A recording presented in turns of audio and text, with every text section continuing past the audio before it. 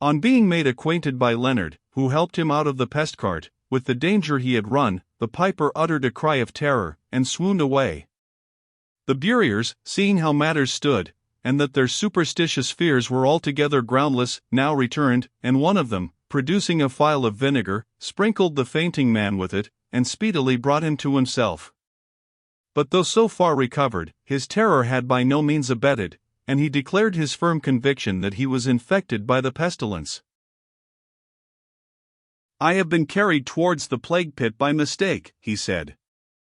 "I shall soon be conveyed thither in right earnest, and not have the power of frightening away my conductors on the road." "Pooh! Pooh!" cried one of the buriers, jestingly.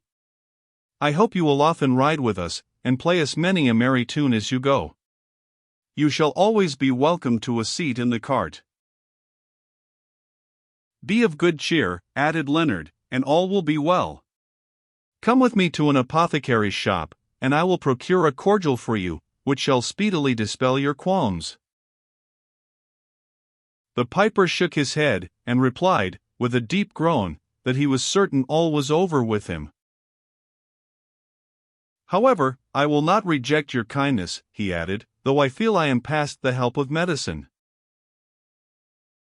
With this, he whistled to Bell, who was skipping about Leonard, having recognized him on his first approach, and they proceeded towards the second postern in London Wall, between Moorgate and Cripplegate, while the buriers, laughing heartily at the adventure, took their way towards the plague pit, and discharged their dreadful load within it. Arrived in Basinghall Street, and looking round, Leonard soon discovered by the links at the door, as well as by the crowd collected before it, for day and night the apothecary's dwellings were besieged by the sick, the shop of which he was in search. It was long before they could obtain admittance, and during this time the piper said he felt himself getting rapidly worse, but, imagining he was merely laboring under the effect of fright, Leonard paid little attention to his complaints. The apothecary, however, no sooner set eyes upon him than he pronounced him infected, and, on examination, it proved that the fatal tokens had already appeared. "I knew it was so," cried the piper. "Take me to the pest house, take me to the pest house." "His desire had better be complied with," observed the apothecary. "He is able to walk thither now, but I will not answer for his being able to do so 2 hours hence. It is a bad case," he added in an undertone to Leonard. Feeing the apothecary, Leonard set out with the piper, and passing through Cripplegate, they entered the open fields. Here they paused for a moment, and the little dog ran round and round them, barking gleefully. "Poor Bell," cried the piper, "what will become of thee when I am gone?" "If you will entrust her to me, I will take care of her," replied Leonard. "She is yours," rejoined the piper, in a voice hoarse with emotion. "Be kind to her for my sake, and for the sake of her unfortunate mistress." "Since you have alluded to your daughter," returned Leonard, "I must tell you what has become of her. I have not hitherto mentioned the subject, fearing it might distress you." "Have no further consideration, but speak out," rejoined the piper. "Be it what it may, I will bear it like a man." Leonard then briefly recounted all that had occurred, describing Nisa's disguise as a page, and her forcible abduction by Paravicin. He was frequently interrupted by the groans of his hearer, who at last gave vent to his rage and anguish in words. "Heaven's direst curse upon her ravisher," he cried. "May he endure worse misery than I now endure. She is lost forever." "She may yet be preserved," rejoined Leonard. "Dr. Hodges thinks he has discovered her retreat, and I will not rest till I find her." No, you will never find her," replied the piper, bitterly, "or if you do, it will be only to bewail her ruin." His rage then gave way to such an access of grief, that, letting his head fall on Leonard's shoulder, he wept aloud. "There is a secret connected with that poor girl," he said, at length, controlling his emotion by a powerful effort, "which must now go to the grave with me. the knowledge of it would only add to her distress. "You view the matter too unfavorably," replied Leonard, "and if the secret is of any moment, I entreat you to confide it to me. If your worst apprehensions should prove well-founded, I promise you it shall never be revealed to her. On that condition only, I will confide it to you," replied the piper, "but not now, tomorrow morning, if I am alive." "It may be out of your power then," returned Leonard. "For your daughter's sake, I urge you not to delay." "It is for her sake I am silent," rejoined the piper. Come along," he added, hurrying forward. "Are we far from the pest house? My strength is failing me." On arriving at their destination, they were readily admitted to the asylum, but a slight difficulty arose, which, however, was speedily obviated. All the couches were filled, but on examining them it was found that one of the sick persons had just been released from his sufferings, and the body being removed, the piper was allowed to take its place.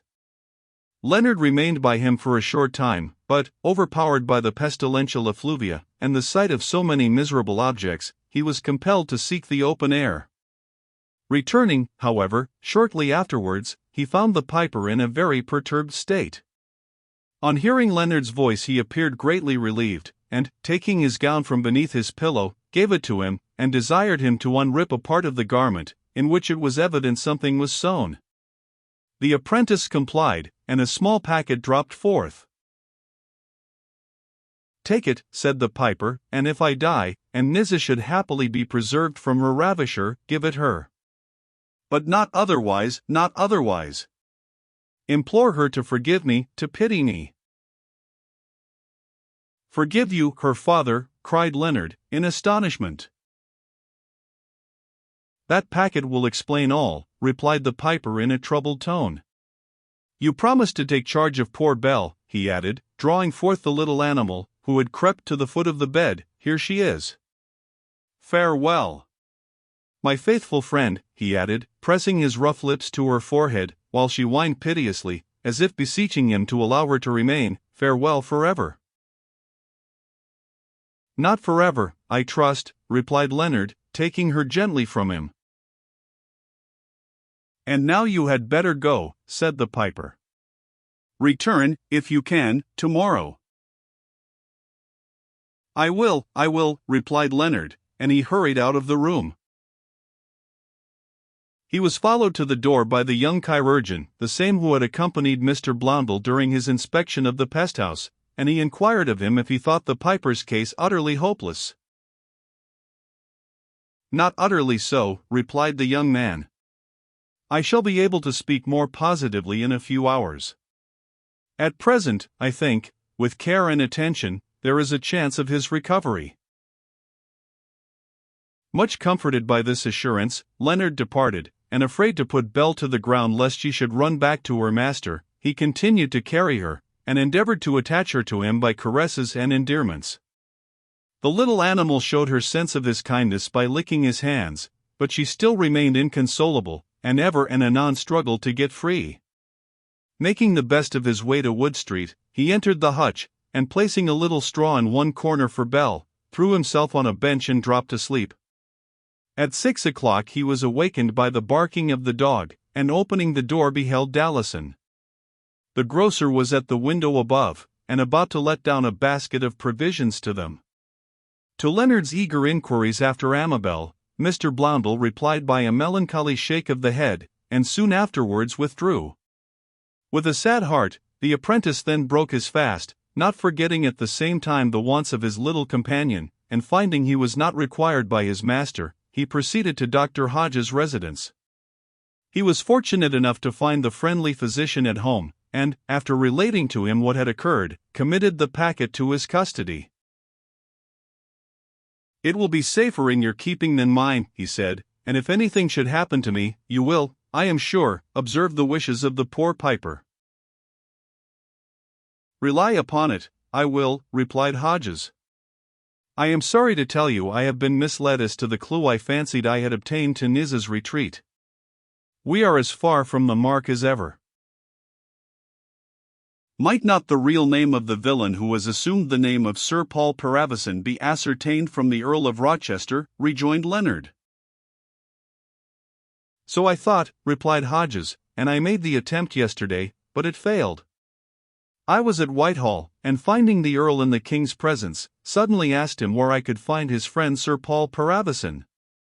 He looked surprised at the question, glanced significantly at the monarch, and then carelessly answered that he knew no such person. A strange idea crosses me, cried Leonard. Can it be the king who has assumed this disguise? At one time I suspected as much, rejoined Hodges, but setting aside your description of the person, which does not tally with that of Charles, I am satisfied from other circumstances it is not so. After all, I should not wonder if poor Belle, smoothing her long silky ears as she lay in the apprentice's arms, should help us to discover her mistress. And now, he added, I shall go to Wood Street to inquire after Amabel, and will then accompany you to the pest house. From what you tell me the young chirurgeon said of the piper, I do not despair of his recovery. Poor as his chance may appear, it is better, I fear, than Amabel's, sighed the apprentice. Ah, exclaimed Hodges, in a sorrowful tone, hers is slight indeed. And perceiving that the apprentice was greatly moved, he waited for a moment till he had recovered himself, and then, motioning him to follow him, they quitted the house together.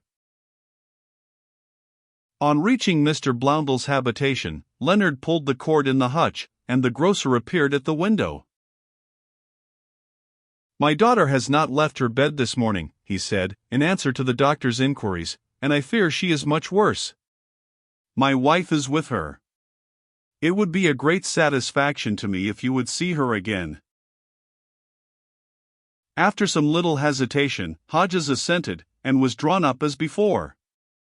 He returned in about half an hour, and his grave countenance convinced Leonard that his worst anticipations were correct. He therefore forbore to question him, and they walked towards Cripplegate in silence. On emerging into the fields, Hodges observed to his companion, It is strange that I who daily witness such dreadful suffering should be pained by the gradual and easy decline of Amabel. But so it is. Her case touches me more than the worst I have seen of the plague. I can easily account for the feeling, groaned Leonard. I am happy to say I have prevailed on her, if she does not improve in a short time, and there is not the slightest chance of it, to try the effect of a removal to the country. Her father also consents to the plan. I am glad to hear it, replied Leonard. But whither will she go, and who will watch over her? That is not yet settled, rejoined Hodges. Oh! That I might be permitted to undertake the office, cried Leonard, passionately. Restrain yourself, said Hodges, in a tone of slight rebuke. Fitting attendants will be found, if needed. The conversation then dropped, and they walked briskly forward. They were now within a short distance of the pest house, and Leonard, hearing footsteps behind him, turned and beheld a closed litter, borne by two stout porters, and evidently containing a plague patient. He stepped aside to let it pass, when Belle, suddenly pricking her ears, uttered a singular cry, and bursting from him, flew after the litter, leaping against it and barking joyfully. The porters, who were proceeding at a quick pace, tried to drive her away, but without effect, and she continued her cries until they reached the gates of the pest house. In vain Leonard whistled to her, and called her back. She paid no attention whatever to him. I almost begin to fear, said Hodges, unable to repress a shudder, that the poor animal will, indeed, be the means of discovering for us the object of our search. I understand what you mean, rejoined Leonard, and am of the same opinion as yourself. Heaven grant we may be mistaken. And as he spoke, he ran forward, and, followed by Hodges, reached the pest house just as the litter was taken into it. Silence that accursed dog, cried one of the porters, and bid a nurse attend us. We have a patient for the women's ward. "Let me see her," cried Hodges. "I am a physician." "Readily, sir," replied the porter. "It is almost over with her, poor soul. It would have saved time and trouble to take her to the plague pit at once. She cannot last many hours. Curse the dog! Will it never cease howling?" Leonard here seized Belle, fearing she might do some mischief, and with a sad foreboding beheld the man draw back the curtains of the litter. His fears proved well-founded. There, stretched upon the couch, with her dark hair unbound, and flowing in wild disorder over her neck, lay Nizza McIskry. The ghastly paleness of her face could not, however, entirely rob it of its beauty, and her dark eyes were glazed and lustreless. At the sight of her mistress, poor Belle uttered so piteous a cry, that Leonard, moved by compassion, placed her on the pillow beside her, and the sagacious animal did not attempt to approach nearer, but merely licked her cheek. Roused by the touch, Nizza turned to see what was near her, and recognizing the animal, made a movement to strain her to her bosom, but the pain she endured was so intense that she sank back with a deep groan.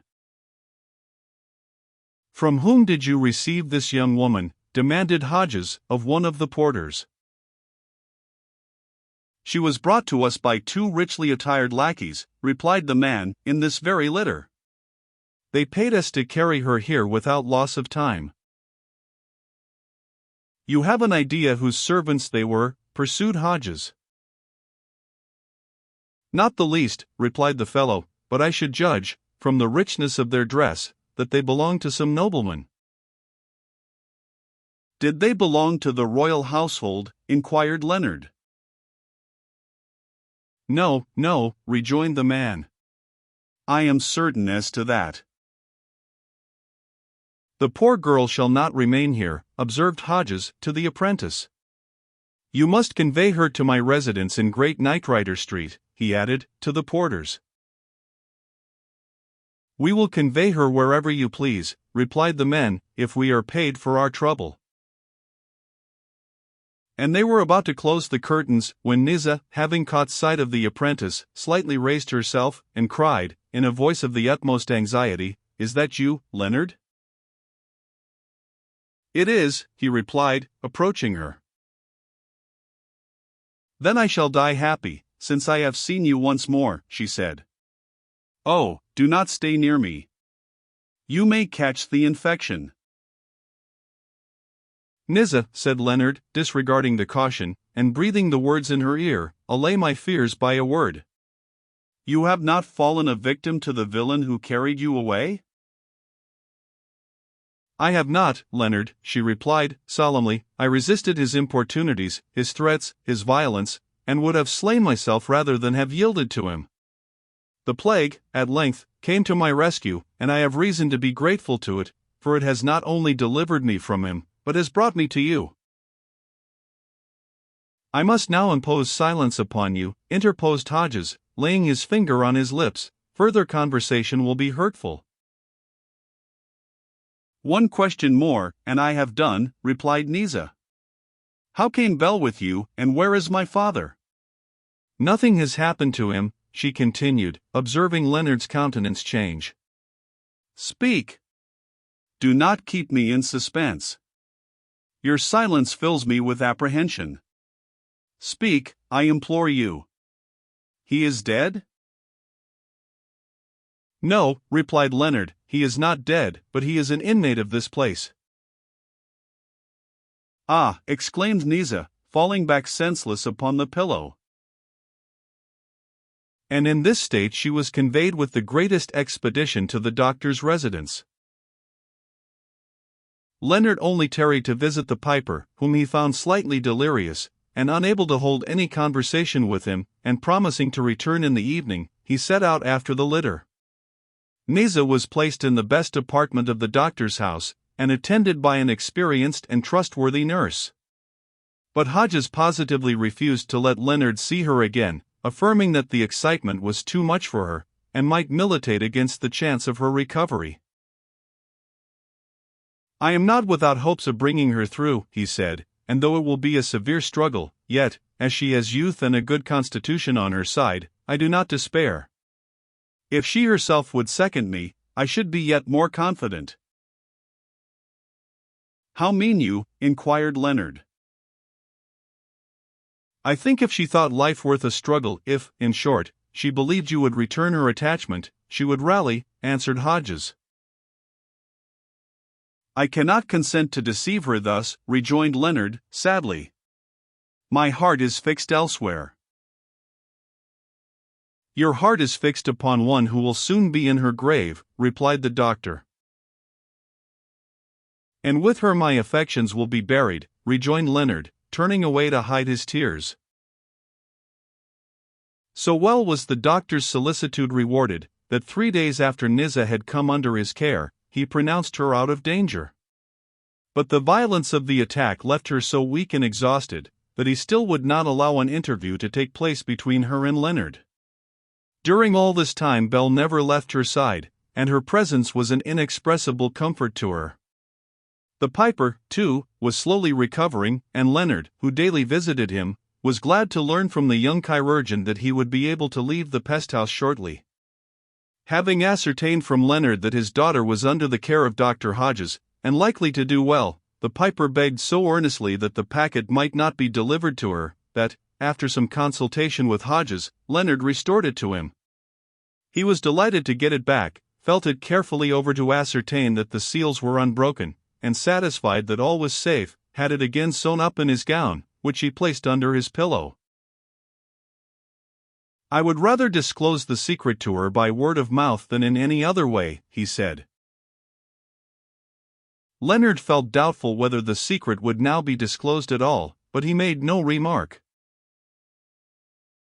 Night was drawing on as he quitted the pesthouse, and he determined to take this opportunity of visiting the great plague pit, which lay about 1/4 of a mile distant, in a line with the Church of All Hallows in the wall, and he accordingly proceeded in that direction. The pit which he was about to visit was about 40 feet long, 20 wide, and the like number deep. Into this tremendous chasm the dead were promiscuously thrown, without regard to sex or condition, generally stripped of their clothing, and covered with a slight layer of earth and quicklime.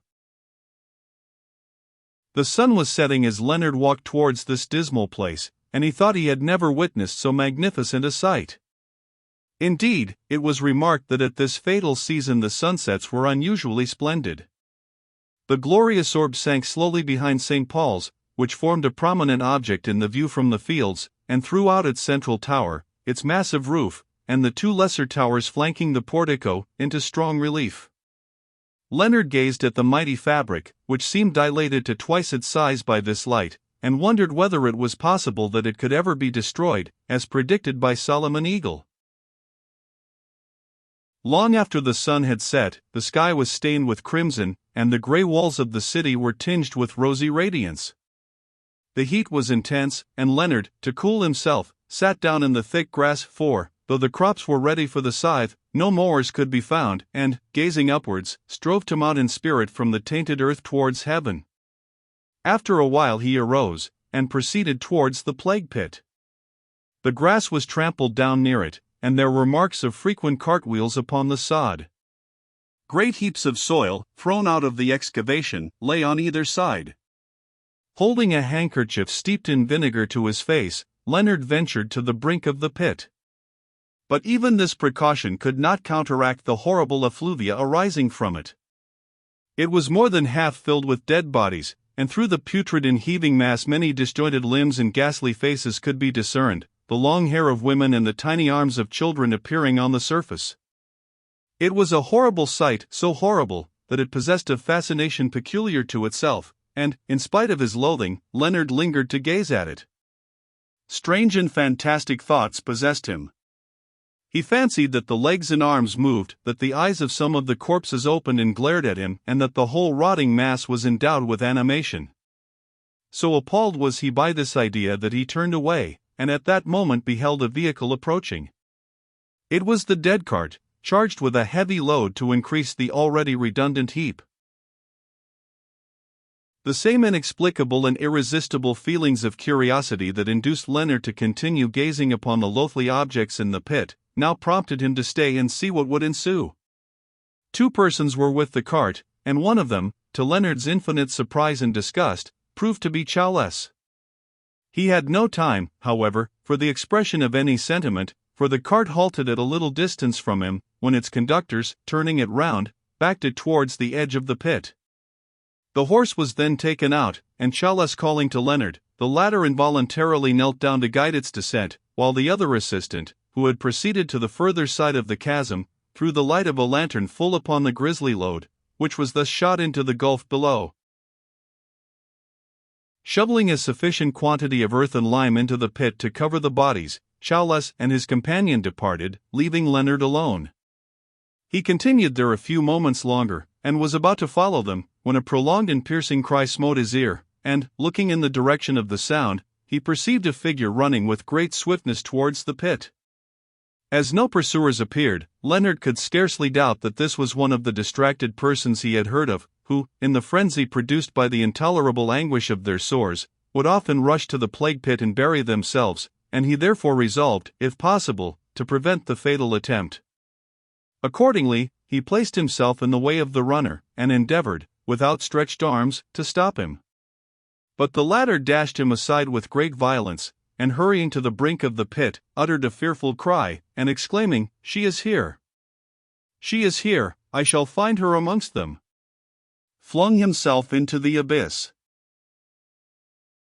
As soon as he could shake off the horror inspired by this dreadful action, Leonard ran to the pit, and, gazing into it, beheld him by the imperfect light struggling in the horrible mass in which he was partially immersed. The frenzied man had now, however, begun to repent his rashness, and cried out for aid. But this Leonard found it impossible to afford him, and, seeing he must speedily perish if left to himself, he ran after the dead cart, and overtaking it just as it reached Moorgate, informed Chowless what had happened, and begged him to return. "There will be no use in helping him out," rejoined Chowless, in a tone of indifference. "We shall have to take him back in a couple of hours." No, let him remain where he is. There is scarcely a night that some crazy being does not destroy himself in the same way. We never concern ourselves about such persons except to strip them of their apparel." "Unfeeling wretch," cried Leonard, unable to restrain his indignation.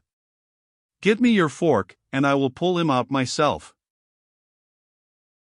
Instead of surrendering the implement, Chowless flourished it over his head with the intention of striking the apprentice, but the latter nimbly avoided the blow, and snatching it from his grasp, ran back to the plague pit.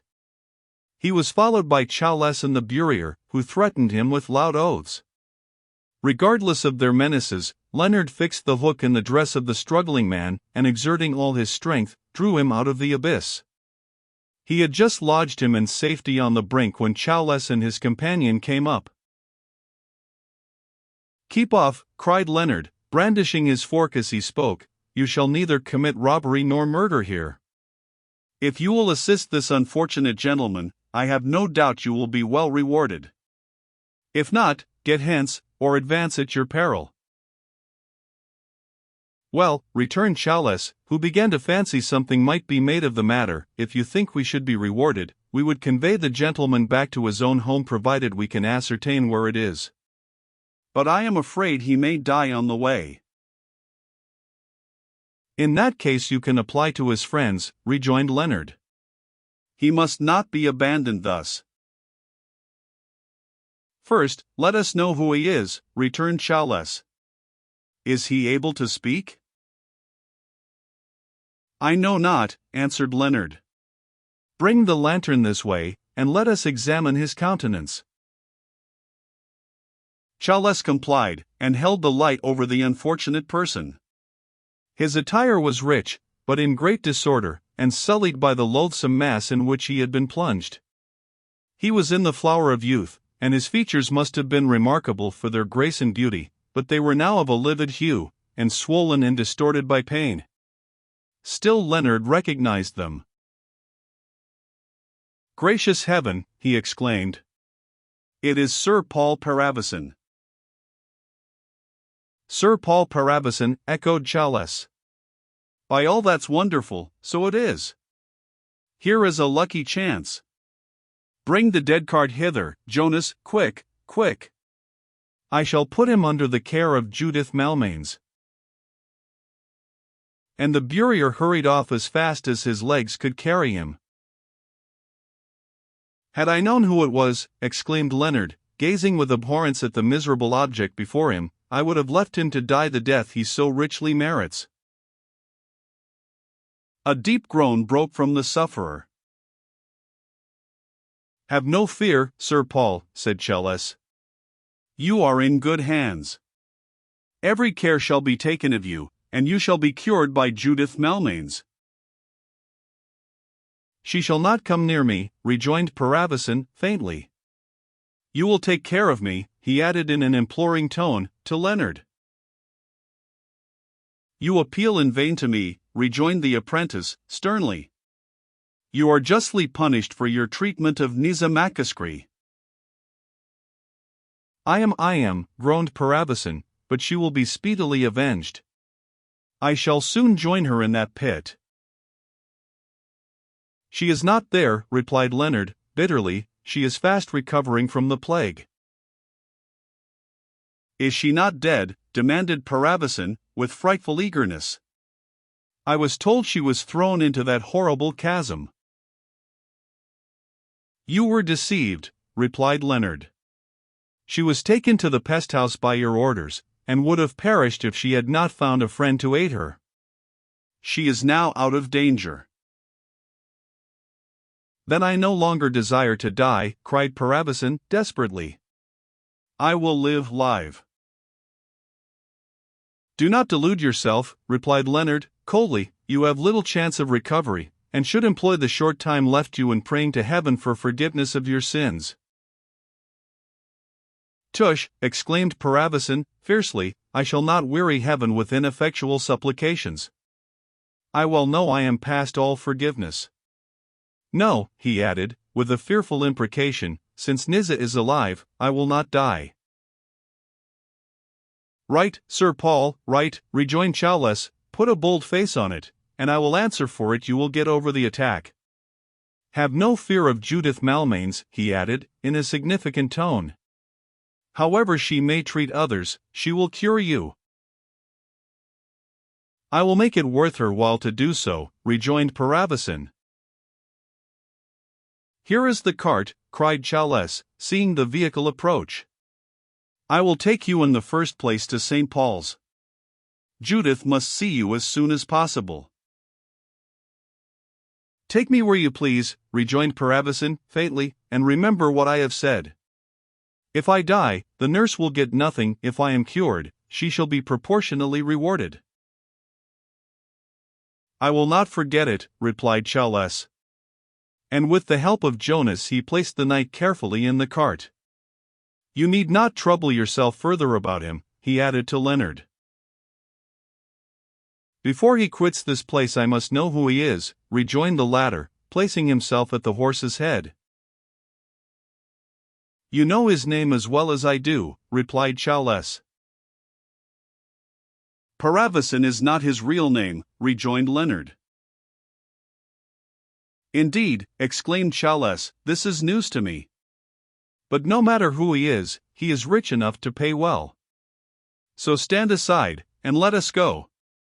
We have no time to waste in further parleying. I will not move till my question is answered, replied Leonard. We will see to that, said Jonas, approaching him behind, and dealing him so severe a blow on the head that he stretched him senseless on the ground. Shall we throw him into the pit? He added to Chales. The latter hesitated for a moment, and then said, No, it is not worthwhile. It may bring us into trouble. We have no time to lose. And they then put the cart in motion, and took the way to St. Paul's. On coming to himself, Leonard had some difficulty in recalling what had happened, and when the whole train of circumstances rushed upon his mind, he congratulated himself that he had escaped further injury. When I think of the hands I have been placed in, he murmured, I cannot but be grateful that they did not throw me into the pit, where no discovery could have been made as to how I came to an end. But I will not rest till I have ascertained the name and rank of Nisa's persecutor. I have no doubt they have taken him to St. Paul's, and will proceed thither at once." With this view, he hastened towards the nearest city gate, and passing towards it, shaped his course towards the cathedral. It was a fine starlight night, and though there was no moon, the myriad lustres glowing in the deep and cloudless vault rendered every object plainly distinguishable. At this hour, little restraint was placed upon the sick, and they wandered about the streets uttering dismal cries. Some would fling themselves upon bulks or steps, where they were not unfrequently found the next morning bereft of life. Most of those not attacked by the distemper kept close house, but there were some few reckless beings who passed the night in the wildest revelry, braving the fate awaiting them.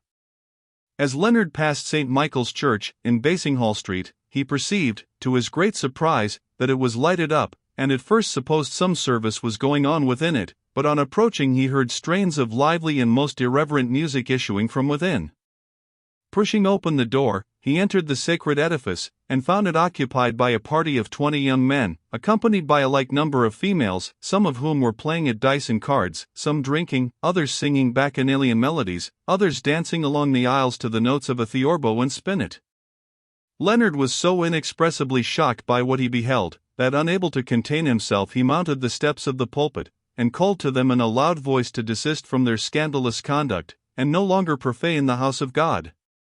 But they treated his remonstrances with laughter and derision, and some of the party forming themselves into a group round the pulpit, entreated him to preach to them. "We want a little variety," said one of the group, a good-looking young man, upon whom the wine had evidently made some impression. "We are tired of drinking and play, and may as well listen to a sermon, especially an original one. Hold forth to us, I say." "I would hold forth till daybreak, if I thought it would produce any impression," returned Leonard. "But I perceive you are too hardened to be aroused to repentance." "Repentance," cried another of the assemblage. "Do you know whom you address? These gentlemen are the Brotherhood of St. Michael, and I am the principal. We are determined to enjoy the few days or hours we may have left, that is all. We are not afraid of the future, and are resolved to make the most of the present." "I," cried the others, with a great shout of laughter, which, however, was interrupted by a cry of anguish from one of the party. "There is another person seized," said the principal. "Take him away, brothers. This is owing to listening to a sermon. Let us return to our wine." "Will you not accept this awful warning?" cried Leonard. "You will all share your companion's fate." "We anticipate nothing else," returned the principal, "and are therefore resolved to banish reflection. A week ago, the Brotherhood of St. Michael consisted of 40 persons. We are already diminished to half the number, but are not the less merry on that account. On the contrary, we are more jovial than ever. We have agreed that whoever shall be seized with the distemper shall be instantly conveyed to the pest house, so that the hilarity of the others shall not be interrupted. The poor fellow who has just been attacked has left behind him a beautiful mistress. She is yours if you choose to join us." "Stop with us," cried a young and very pretty woman, taking his hand and drawing him towards the company who were dancing beneath the aisles. But Leonard disengaged himself, and hurried away amid the laughter and hootings of the assemblage. The streets, despite their desolate appearance, were preferable to the spot he had just quitted, and he seemed to breathe more freely when he got to a little distance from the polluted fane. He had now entered Wood Street, but all was as still as death, and he paused to gaze up at his master's window, but there was no one at it.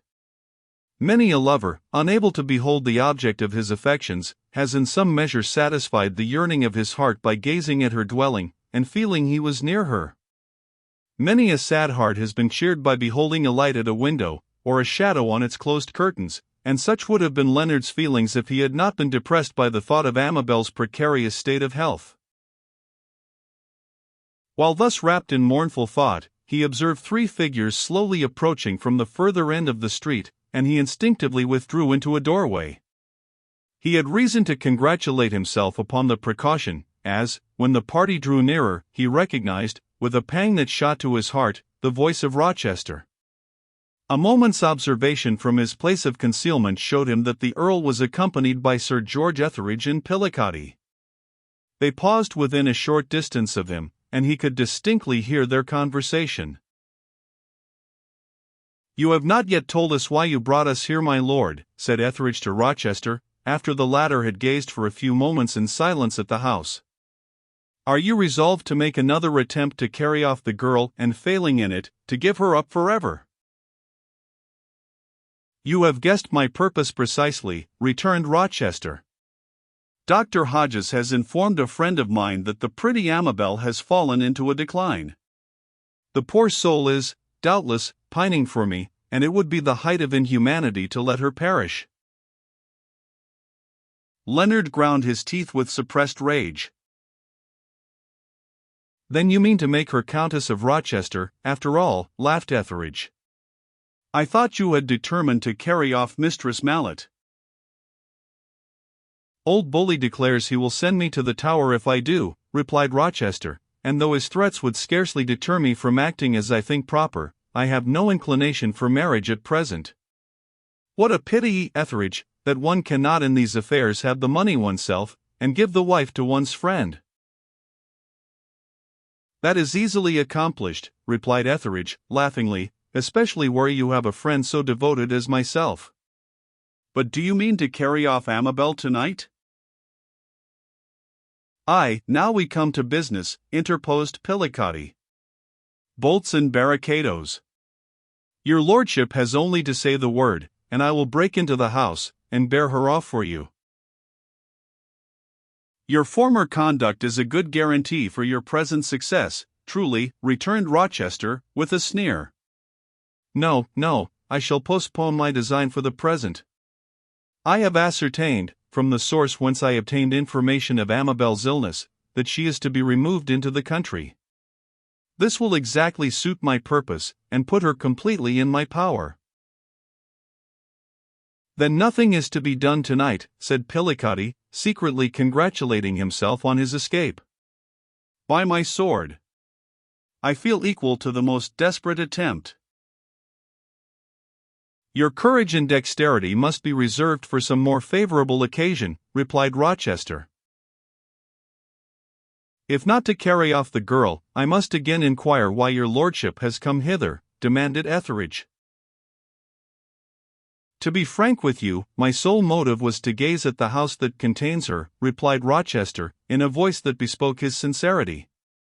"I have before told you that she has a strong hold upon my heart. I have not seen her for some weeks, and during that time have endeavored to obliterate her image by making love to a dozen others. But it will not do. She still continues absolute mistress of my affections. I sometimes think, if I can obtain her in no other way, I shall be rash enough to marry her." "Pshaw! This must never be," said Etheridge. "Were I to lose her altogether, I should be inconsolable," cried Rochester. "As inconsolable as I am for the rich widow of Watling Street, who died a fortnight ago of the plague, and left her wealth to her footman," replied Pillicoddy, drawing forth his handkerchief and applying it to his eyes.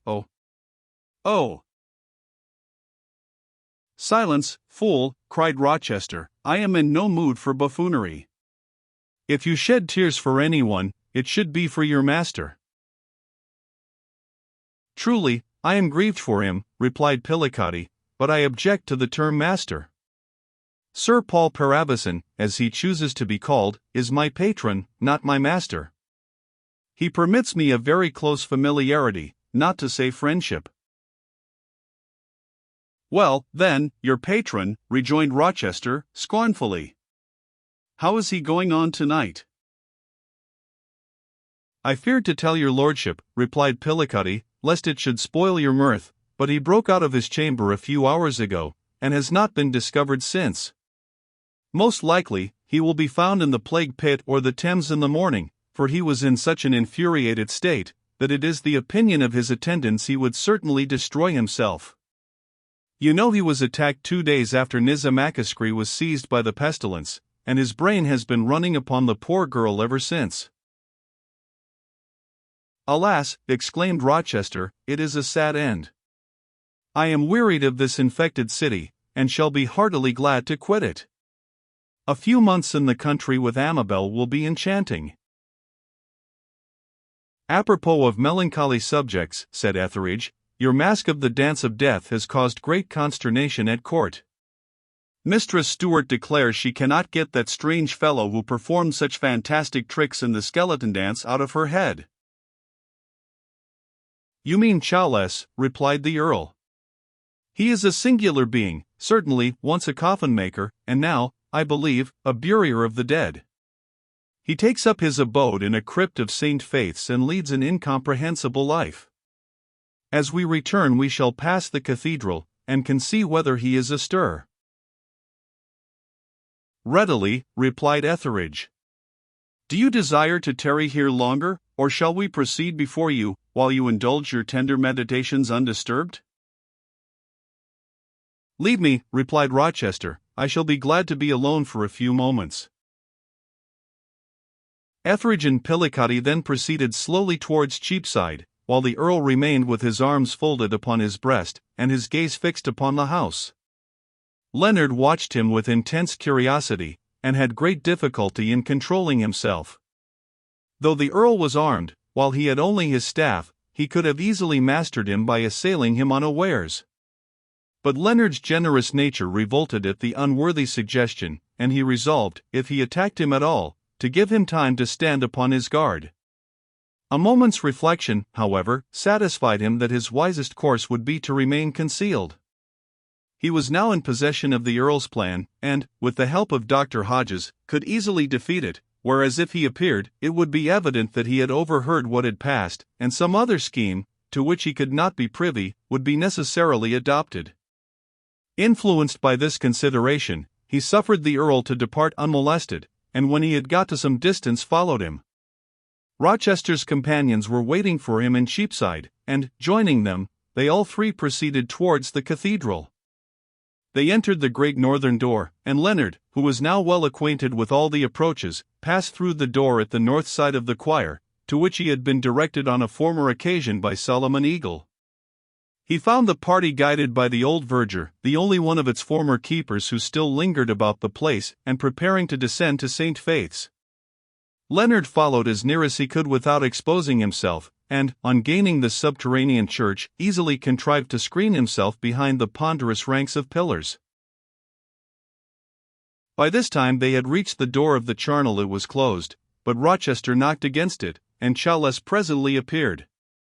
He seemed greatly surprised at seeing the Earl, nor was the latter less astonished when he learnt that Paravicin was within the vault. He desired to be shown to his friend, and Chowles ushered him into the crypt. Leonard would have followed them, but as Etheridge and the others declined entering the charnel, and remained at the door, he could not do so. Shortly after this the sick man was brought out, stretched upon a pallet, borne by Chowles and Judith, and the party proceeded slowly, and occasionally relieving each other, to the great western entrance, where a coach being procured by Pillicoddy, Paravicin was placed within it, with Judith and Chowles, and orders being given in an undertone to the driver, he departed. The others then proceeded towards Ludgate, while Leonard, again disappointed, retraced his steps to Wood Street.